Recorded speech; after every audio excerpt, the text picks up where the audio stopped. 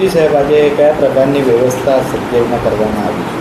આજ રોજ રક્ષાબંધનના દિવસે તમામ કેદી ભાઈઓ અને પોતાની બહેનોને રૂબરૂમાં રક્ષા બાંધી શકે તે બાબતે તમામ પ્રકારની વ્યવસ્થા કરવામાં આવી છે.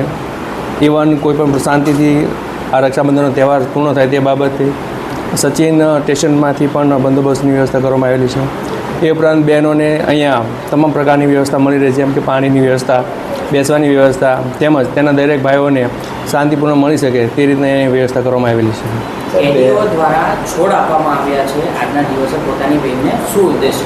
એનો ઉદ્દેશ એવો છે કે આપણે એક વીર પસલીનો એક તહેવાર હોય છે કે જેમાં એવું હોય છે કે જે ભાઈ એક પોતાના બહેનને ગિફ્ટ આપે છે.